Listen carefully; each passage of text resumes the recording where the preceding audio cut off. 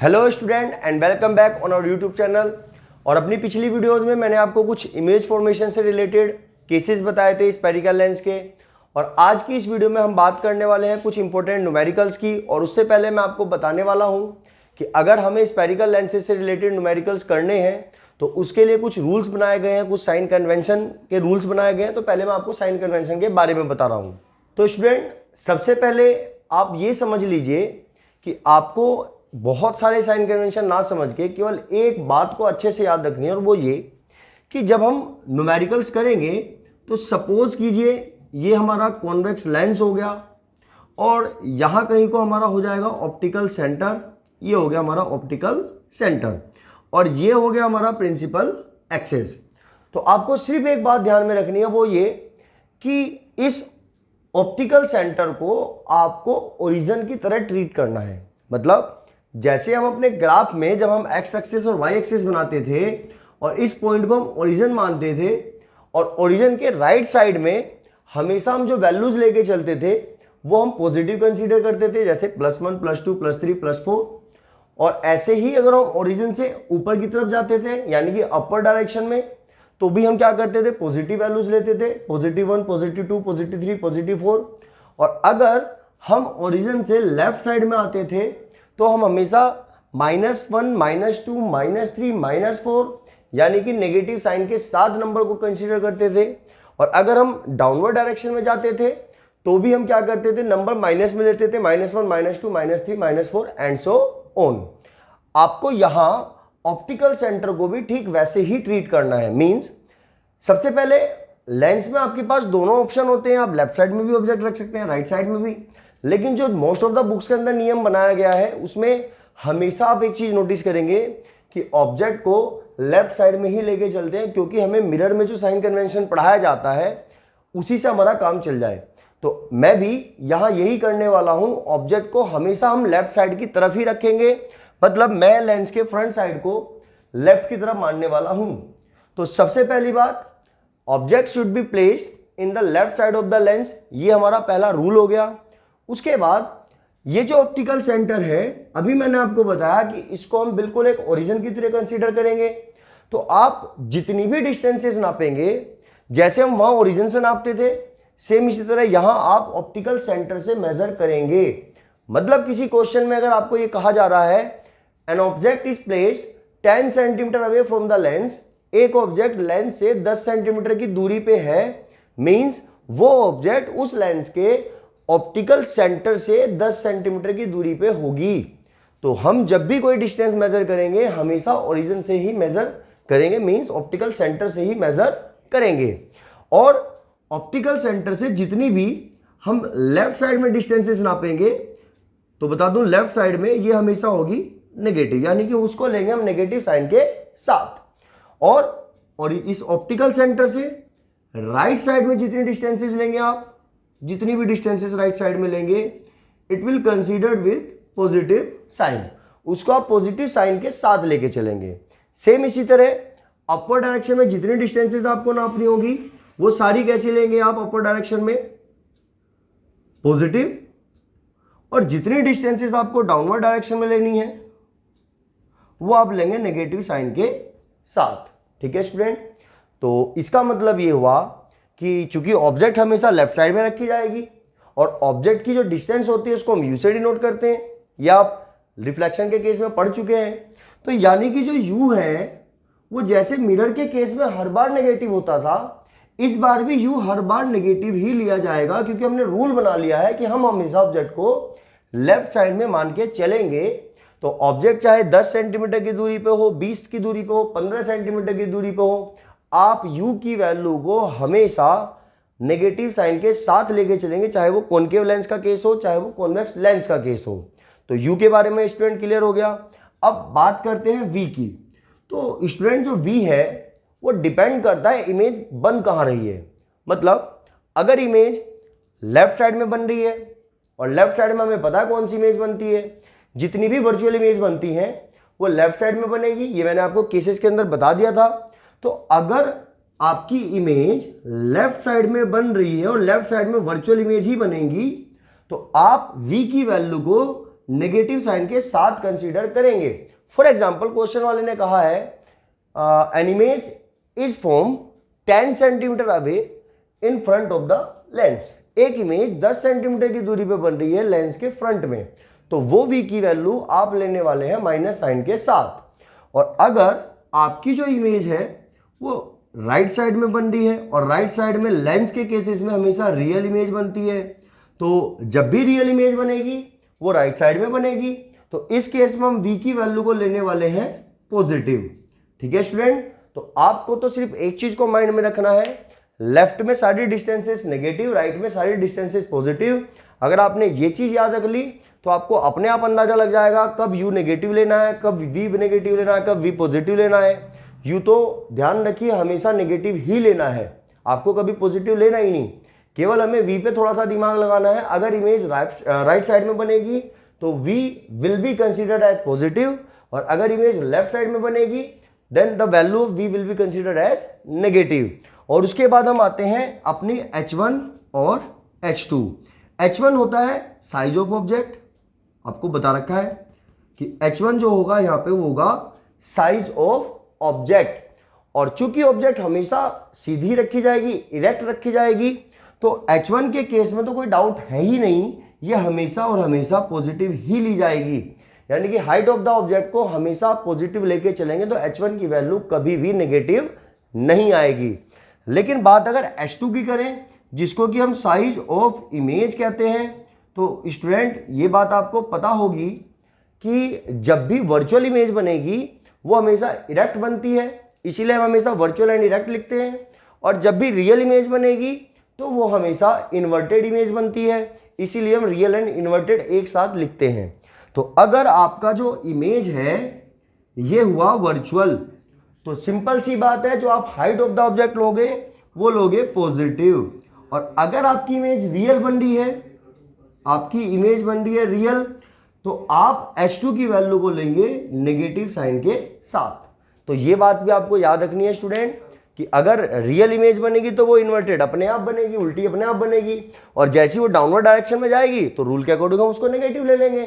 और जब virtual image बनेगी तो चूंकि वर्चुअल इमेज हमेशा इरेक्ट भी होती है, सीधी होती है, तो रूल के अकॉर्डिंग चूंकि ये अपर डायरेक्शन में है तो आपको h2 की वैल्यू को पॉजिटिव लेके चलना है।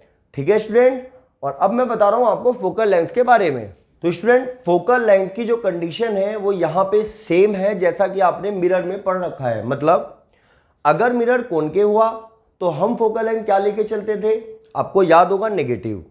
सेम इसी तरह अगर आपका लेंस भी कॉनकेव होगा तो आप कॉनकेव लेंस की फोकल लेंथ भी हमेशा नेगेटिव साइन के साथ ही लेंगे।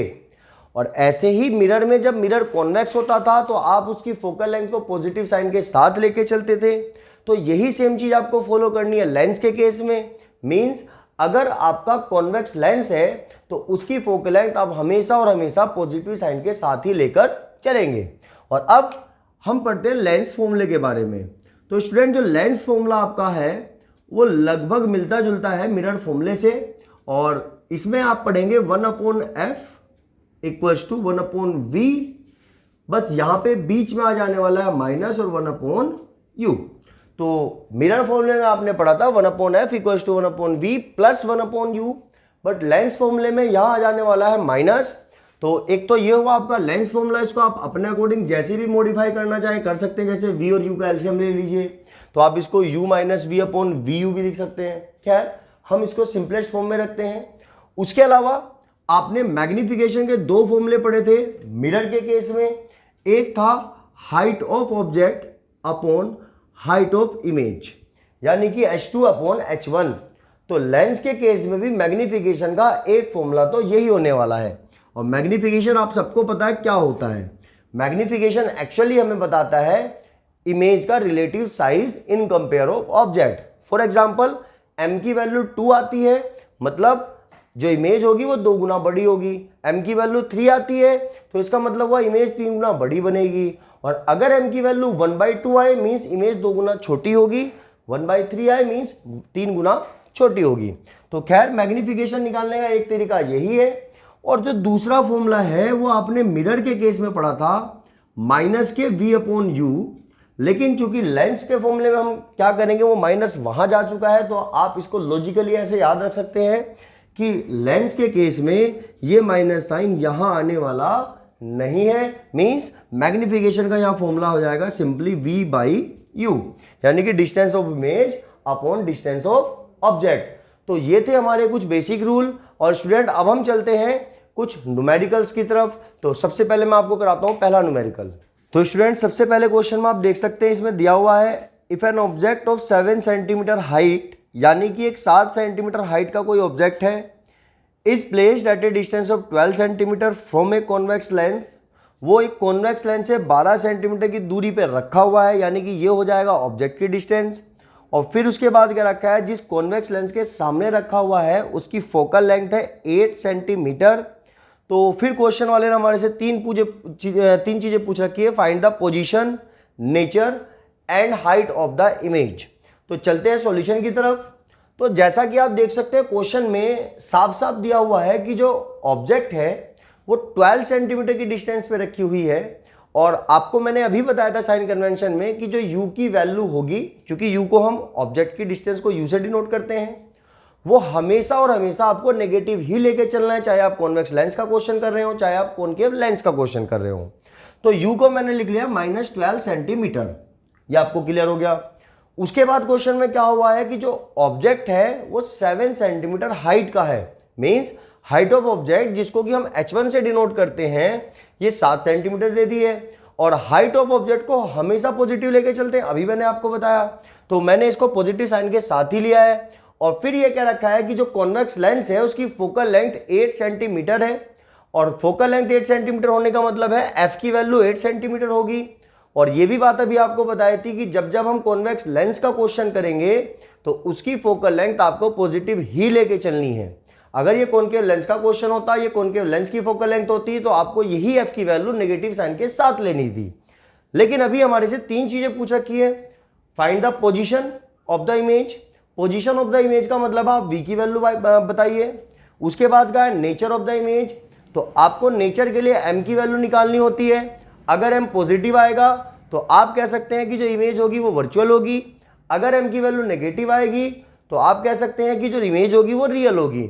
और फिर तीसरे नंबर पे पूछा है साइज ऑफ द इमेज, तो यानी कि h2 की वैल्यू भी हमें फाइंड करनी है। सबसे पहले मैं यहां पे लगाने जा रहा हूं लेंस फॉर्मूला, जो कि 1/f = 1/v - 1/u होता है। लेंस फॉर्मूला मैंने इसलिए लगाया है स्टूडेंट, क्योंकि मुझे f की वैल्यू भी पता है क्या है और u की वैल्यू भी गिवन है, तो सिर्फ हमारे पास v रह जाएगा फाइंड करने के लिए, और वो उसको हम यहां से निकाल सकते हैं। तो 1/f का मतलब है 1/f की वैल्यू आप यहां रख देंगे 8 = 1/v, जिसके बारे में अभी हमें कुछ नहीं पता, -1/u, और u की वैल्यू माइनस के ही 12 हो जाएगी। तो फाइनली ये होने वाला है 1/8 = 1/v, और माइनस माइनस प्लस 1/12। अब आप इस 1/12 को इधर भेजेंगे v की वैल्यू फाइंड करने के लिए, तो 1/12 इधर पॉजिटिव है, इधर आके हो जाएगा नेगेटिव, तो 1/8 के साथ इधर आ जाने वाला है -1/12 और = 1/v। और अब जैसा कि आपको पता है कि हम फ्रैक्शन नंबर को कैसे सोल्व करते हैं, तो उसके लिए आपको डिनोमिनेटर्स का एलसीएम लेना पड़ेगा। तो आप 12 और 8 का एलसीएम लीजिए। 12 और 8 का एलसीएम जब आप लेंगे तो वो आ जाएगा 24। तो मैं यहां पे लिख देता हूं कि दोनों का एलसीएम आएगा 24 सेंटीमीटर। और उसके बाद का प्रोसेस भी आपको पता है। फिर हम क्या करते हैं, नीचे वाली वैल्यू से इसको डिवाइड देंगे, तो 8 से 24 3 बार में कैंसिल होगा, और उस 3 की मल्टीप्लाई करेंगे आप ऊपर 1 बैठा हुआ है, तो ये आ जाने वाला है 3 × 1 = 3। फिर चूंकि बीच में माइनस साइन है तो माइनस लगा दिया, प्लस रहता तो प्लस लगाते। और अब यही काम यहां भी करना, आप 12 से 24 को डिवाइड दीजिए तो वो आएगा 2, और उस 2 की भी ऊपर मल्टीप्लाई कीजिए तो 2 × 1 = 2, और इधर आपका चल रहा है 1/v।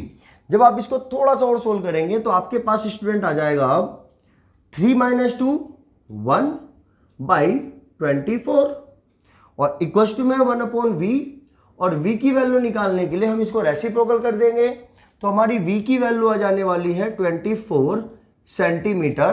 क्योंकि इधर से v ऊपर 1 नीचे, तो 1 लिखने की कोई जरूरत नहीं है, या 24 ऊपर 1 नीचे, 1 लिखने की यहां भी कोई जरूरत नहीं है।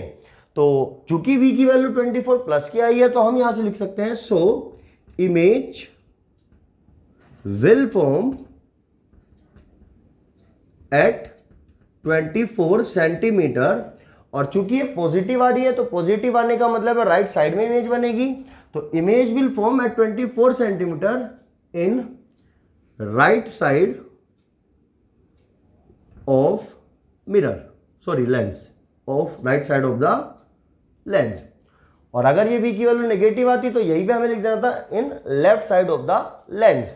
चूंकि हमने ऑब्जेक्ट को लेफ्ट में माना था नेगेटिव साइड में, तो ये पॉजिटिव आ रही है तो इसको लिख सकते हैं आप राइट साइड में। और अब हम चलते हैं मैग्निफिकेशन की तरफ। तो चूंकि मैग्निफिकेशन का एक फॉर्मूला होता है v अपॉन यू, हम पहले यही लगाएंगे क्योंकि हमें v भी पता है, u भी पता है। तो m की वैल्यू जब आप फाइंड करेंगे स्टूडेंट, तो ये आ जाने वाला है v की वैल्यू 24 पुट कर देंगे आप, और u की वैल्यू क्वेश्चन में साफ साफ -12 दी हुई है तो वो यहाँ पुट कर देंगे। अब जब आप -12 से 24 को डिवाइड देंगे तो m की वैल्यू आ जाने वाली है -2, क्योंकि 12 से 24 2 बार में हो जाएगा कैंसिल। और चूंकि m नेगेटिव आ गया तो मींस इमेज जो होगी वो होगी रियल एंड इन्वर्टेड। तो हम यहां से लिख सकते हैं so image will be real and inverted. ठीक है स्टूडेंट, तो हमने अभी तक दो चीजें बता दी हैं। सबसे पहले हमने पोजीशन बता दिया कि जो इमेज बनेगी उसकी पोजीशन क्या होगी, उसके बाद हमने ये भी बता दिया कि इमेज जो होगी उसका नेचर क्या होगा, और थर्ड नंबर पे हम बताते हैं अब इसका साइज। उसके लिए आपको मैग्निफिकेशन का ही दूसरा फॉर्मूला लगा के चलना होगा और वो है H2 अपॉन H1। तो यहां से आपको m पता लग चुका है -2, H2 अभी नहीं पता, और H1 यानी कि हाइट ऑफ ऑब्जेक्ट दी हुई है 7 सेंटीमीटर, तो आप यहां पुट कर सकते हैं, और ये 7 इधर मल्टीप्लाई में चला जाएगा तो H2 की वैल्यू आ जाएगी -14 सेंटीमीटर। तो लास्ट में आप लिख सकते हैं so size of image will B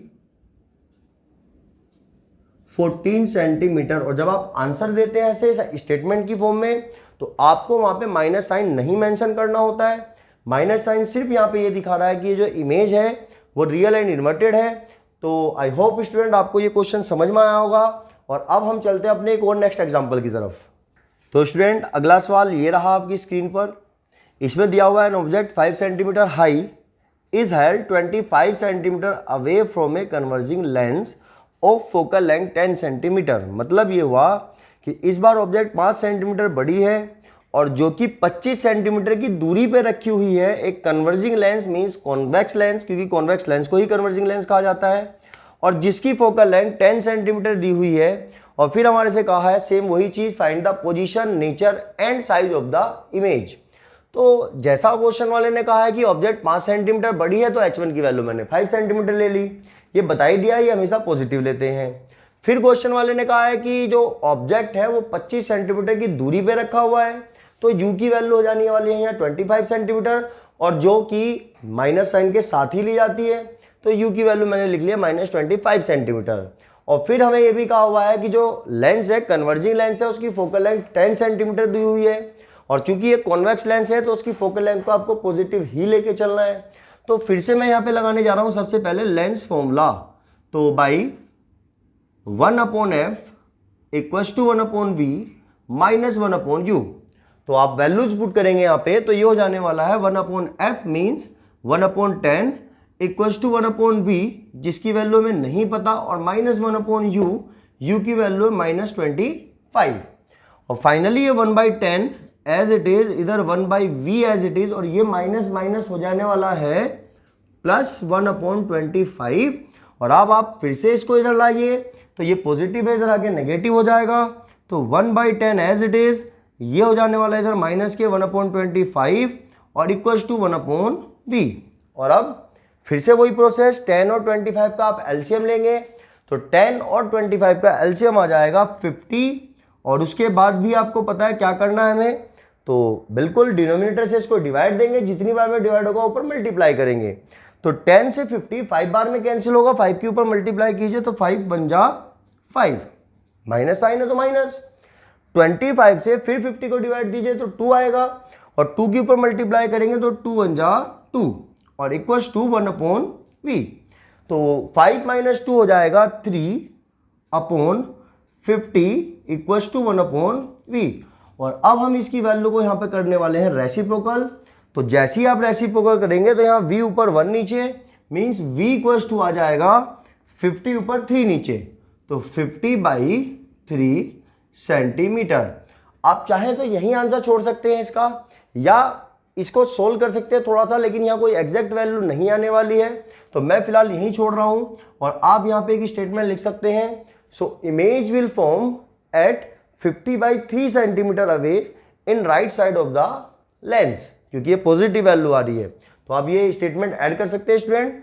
उसके बाद अब मैं निकालने जाने वाला हूँ मैग्नीफिकेशन की वैल्यू, क्योंकि बार बार आपको बता रखा है कि मैग्नीफिकेशन नेगेटिव आएगा तो आप लिख देंगे रियल एंड इन्वर्टेड इमेज बनेगी, मैग्नीफिकेशन पॉजिटिव आएगा तो आपको लिख देना है कि वर्चुअल एंड इरेक्ट इमेज बनेगी। तो सबसे पहले हम m का फॉर्मूला लगाएंगे v/u वाला। तो यहाँ से m की जो वैल्यू आएगी वो आएगी, v की वैल्यू है 50/3। और मैं एक बात आपको क्लियर कर दूं स्टूडेंट कि अगर बाई चांस आप 3 से इसको डिवाइड दे देते हैं और आप पॉइंट में वैल्यू निकालते हैं तो वो कोई एग्जैक्ट वैल्यू नहीं आएगी, तो आपको फिर यहाँ पे आके v की वो पॉइंट वाली वैल्यू यूज नहीं करनी है, नहीं तो आपके क्वेश्चन में जो आपका आंसर आएगा उसमें वेरिएशन आ जाएंगे। तो आपको यही वैल्यू यूज करनी है क्योंकि ये एक एग्जैक्ट वैल्यू है। तो 50/3 हुई v की वैल्यू और u की वैल्यू है -25, तो मैं यहाँ पे नीचे लिख दे रहा हूँ -25। तो 25 से 50 कैंसिल हो जाएगा 2 बार में, तो m इक्वल्स टू आएगा 2/3। तो ये आ जाने वाला है m की वैल्यू 2/3। और उसके बाद हम m का दूसरा फॉर्मूला लगाएंगे, लेकिन इससे पहले आपने देखा m पॉजिटिव आया है, सॉरी नेगेटिव, क्योंकि ये 25 का जो माइनस साइन है वो आ जाएगा यहाँ पे। तो m नेगेटिव आने का मतलब है जो इमेज होगी इट विल बी रियल, तो हम लिख सकते हैं so image will be real and inverted. ठीक है स्टूडेंट। और अब m का दूसरा फॉर्मूला लगाइए, वो होता है H2/H1। तो m की वैल्यू आई थी -2/3 और H2 की वैल्यू हमारी नहीं पता, लेकिन H1 की वैल्यू पता है, 5 दे रखी है तो 5 पुट कर दी। और अब 5 को इधर भेजिए तो 5 2 10, यानी कि H2 की वैल्यू आ जाएगी -10/3 सेंटीमीटर। और आखिरी में हम लिख सकते हैं so the size of image, so size of image will be 10/3 centimetre, यानी कि जो कि लगभग बैठेगी 3.33 सेंटीमीटर। तो आई होप आपको इसका सॉल्यूशन समझ में आया होगा। और अब मैं आपको जा रहा हूं एक क्वेश्चन कॉनकेव लेंस से रिलेटेड कराने। तो स्टूडेंट हमारा नेक्स्ट और लास्ट क्वेश्चन है वो ये कि an object placed 50 centimetre from a lens produces a virtual image at a distance of 10 cm in front of the lens. Calculate the focal length of the lens and magnification produce. सबसे पहली बात मैं आपको इसके solution में बताऊं तो student अगर क्वेश्चन इस तरह का आ जाए कि वही find the position, nature and size of the image, उस तरह का क्वेश्चन कैसे करना आप समझ चुके हैं। यहाँ हमें ये कहा हुआ है कि जो ऑब्जेक्ट है वो 50 सेंटीमीटर की दूरी पे है, तो u की वैल्यू -50 हो जाएगी। और चूंकि वर्चुअल इमेज बन रही है तो v की वैल्यू हम लेंगे -10 सेंटीमीटर। और यहीं से आप अंदाजा लगा लीजिए लेंस कौन सा होगा कि ऑब्जेक्ट 50 की दूरी पे है, इमेज सिर्फ 10 सेंटीमीटर की दूरी पे बन रही है। अगर ये कॉन्वेक्स लेंस होता तो कॉन्वेक्स लेंस में हमने पढ़ा है एक ही केस में वर्चुअल इमेज बनती है और उस केस में virtual image behind the object बनती है, मतलब ऑब्जेक्ट नजदीक रहती, इमेज दूर बनती। लेकिन यहाँ ऑब्जेक्ट दूर है, इमेज पास है, तो यहां से आप अंदाजा लगा सकते हैं कि जो लेंस होगा वो कॉनकेव लेंस होगा। खैर हमें u दिया हुआ है, v दिया हुआ है, हम तो यहां पे लेंस का फॉर्मूला लगा के चलते हैं। तो by 1/f equals to 1/v minus 1/u। इस बार हमें f की वैल्यू नहीं पता तो ये as it is equals to 1/v। इस बार v पता है -10 और -1/u, u की वैल्यू -50। तो 1/f इक्वल्स टू हो जाएगा 1/-10 एज इट इज, और माइनस माइनस ये हो जाने वाला है +150। और फिर आपको प्रोसेस पता है क्या करना है। तो 1/f इक्वल्स टू 10 और 50 का जब आप एलसीएम लेंगे तो ये आ जाने वाला है 50। और अब 10 से इसको डिवाइड दीजिए, 5 बार में कैंसिल होगा, 5 के ऊपर मल्टीप्लाई कीजिए तो 5 1 जा 5, लेकिन माइनस का, क्योंकि ये माइनस का था। अब यहाँ प्लस साइन है तो प्लस, और 50 से 50 कैंसिल होगा 1 बार में, 1 के ऊपर मल्टीप्लाई करेंगे तो 1 1 जा 1, फाइनली आने वाला है 1/f इक्वल्स टू -5 + 1, ये हो जाने वाला है -4 और अपॉन 50। और अब जब आपको f निकालना होगा तो आप यहां से रेसिप्रोकल करेंगे, तो यहां से f ऊपर और 1 नीचे, नीचे 1 लिखने की कोई नीड नहीं है तो मैं सिर्फ f लिख दे रहा हूं, बट इधर 50 ऊपर और 4 नीचे, ये माइनस साइन आप नीचे लगाएं ऊपर लगाएं उससे कोई फर्क नहीं पड़ता। तो अब पहले 2 से डिवाइड हो सकता है ये, तो 2 से 4 कैंसिल हो जाएगा 2 बार में, और ये कैंसिल हो जाने वाला है 25 बार में। और जब आप फाइनली 2 से 25 को डिवाइड देंगे तो फोकल लेंथ की वैल्यू आने वाली है -12.5 सेंटीमीटर। और जब आप अपना आंसर लिखेंगे तो आप सिर्फ ये लिख सकते हैं, so focal length equals to 12.5 centimetre.